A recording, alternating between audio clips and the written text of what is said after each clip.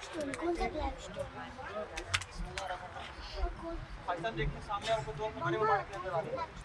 इस जाली के अंदर ब्लैक पत्थर वाली दो कब्रें मुबारक नजर आ रही है। इसके ऊपर एक के ऊपर देखिए कबूतर बैठा हुआ है, दूसरी कब्र मुबारक गोल है, जिसके ऊपर पत्थर गोल है, और एक के ऊपर पत्थर चौरसा ईंट नुमा, जिसके ऊपर पत्थर चौरस है, जिसके ऊपर कबूतर बैठा हुआ है। वो मेरे प्यारे आका करीम हज़रत मोहम्मद मुस्तफ़ा सल्लल्लाहु अलैहि वसल्लम के प्यारे चचा जान हज़रत सैयदना मीर हमदा रज़ी अल्लाह ताला अन्हु, ये उनकी कब्र मुबारक है।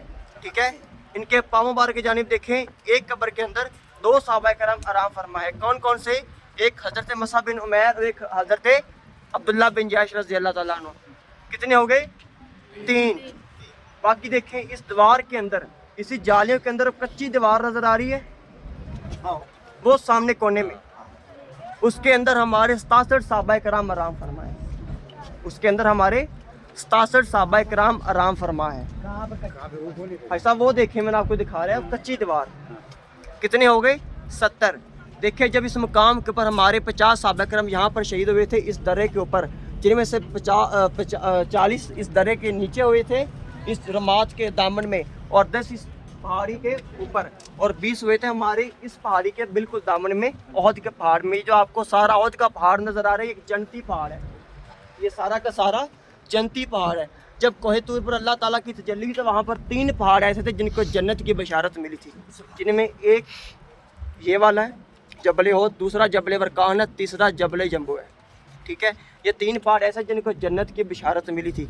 और मेरे आका ने फरमाया कि ओहद अल्फ़ी जन्ना, ओहद मुझसे मोहब्बत करता है और मैं ओहद से मोहब्बत करता हूँ। ओहद एक जन्नती पहाड़ है, और ओहद जन्नत के 8 दरवाज़ों में से क़यामत वाले दिन किसी एक दरवाज़े पर खड़ा हम सब जन्नतियों का इस्तकबाल कर रहा होगा। और हम देख ले कितने खुशकिस्मत है कि दुनिया में इस जन्नती पहाड़ की ज़ियारत करके जा रहे हैं। अगर आपने दुनिया में सोने का पहाड़ सुना है तो ये वाला पहाड़ ही है। दुनिया में सोने का पहाड़ सुना है तो ये वाला पहाड़ है।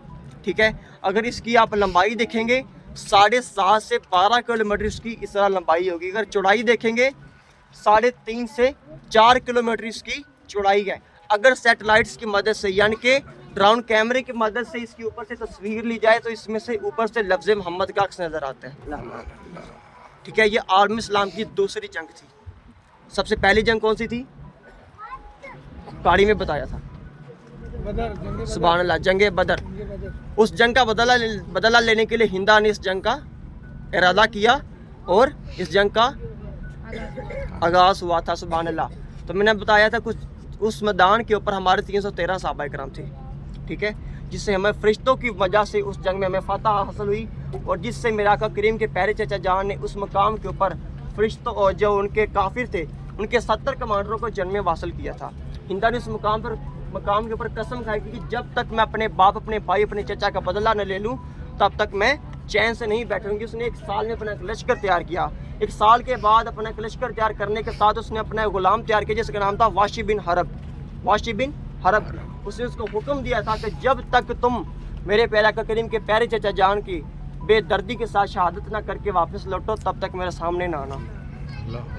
सबसे पहले इस मुकाम के ऊपर आप दोनों तलवारों के साथ लड़ रहे थे, दोनों हाथों में तलवारी थी, आप जंग लड़ रहे थे, मसरूफ़ थे। वो चुपके से आया, नेज़ा बाज था, उनसे अपने नेज़ों को जहर लगाया, आकर करीब आकर उसने चुपके से नेज़ा मारा, आपकी नाव से नेज़ा पार होकर आपकी कमर से निकल आया। आप ज़ख्म की ताब ना ला सके, आप शहीद हो गए। आप जैसे ही शहीद हुए उसने सबसे पहले आपकी आंखें मुबारक निकाली, फिर आपके होंठ मुबारक काटे, फिर आपके नाक मुबारक काटी, हत्ता कि आपकी ज़ुबान मुबारक निकाल ली गई थी। आपके 11 अज़ा काटे गए, लेकिन हिंदा को देखकर फिर भी तसल्ली ना हुई। वो फिर आया, फिर आपका कलेजा चाह करके उसके सामने पेश किया। हिंदा को कलेजे को देखकर फिर भी इसकी तसल्ली ना हुई। कलेजा उठाया, चबाना चाहा मगर चबा ना सकी। फिर उस कलेजे के छोटे छोटे टुकड़े करके उसने हार परोकर गले में पहना। इस मुकाम के ऊपर हजाज कराम हमें एक इबरत हासिल होती है कि हम तक दीन इस्लाम ऐसे नहीं पहुँचा, बड़ी कुर्बानियों के साथ, बहुत आज़माइशों के साथ पहुँचा है। आज देख ले हमें इस दीन इस्लाम की कदर नहीं है। खेल का मज़ा तब आता है जब खेल खुद बना कर खेला जाए, लेकिन हमें आज तक हमने दीन इस्लाम के लिए कुछ नहीं दिया, कोई कुर्बानी नहीं दी। जिसने कुर्बानी दी है पता उसको होता है कि हमने कुर्बानी दी है।